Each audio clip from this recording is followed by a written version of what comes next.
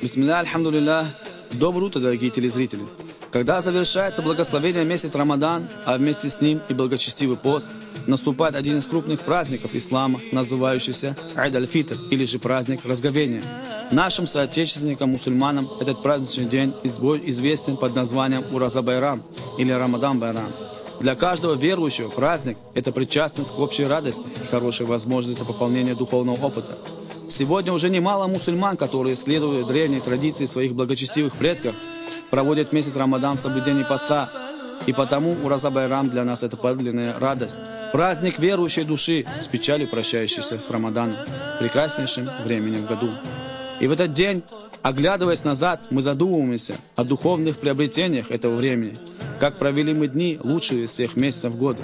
Не растратили ли их на ссоры, неблаговидные поступки, скверные помыслы, или же, помня об особой почетности этого месяца, когда, как передали теологи ислама, за каждое совершенное верующим благодеяние Всевышний Аллах одарит его высоким вознаграждением, стремились к благочестию и в мыслях, и в деяниях.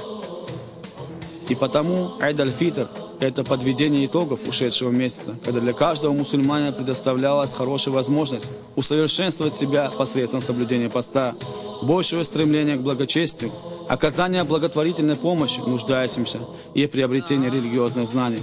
Согласно шариату, поститься в день этого благословенного праздника нельзя, и поэтому верующие, исполненные радостного настроения, разделяют со своими родственниками и близкими удовольствие праздничной трапезы.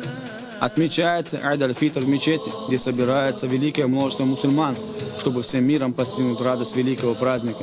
Главный ритуал, совершаемый в храме, это праздничная коллективная молитва, намаз.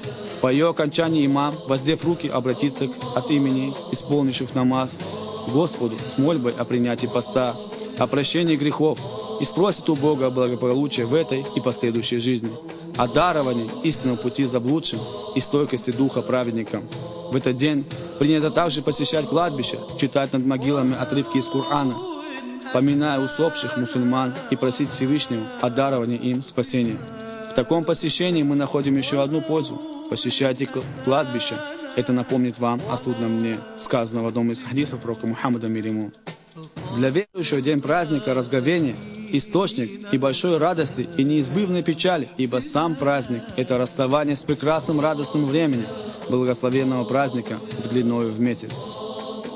Одновременно мусульмане хранят в душе надежду, что сумеет сберечь благородное настроение праздничного служения Всевышнему в течение последующего года, до нового наступления благословенного времени поста. Поздравляем всех мусульман с праздником разговения. Айд аль-Фитр, Ураза Байрамы, Джумлянызге Мубарек олсын.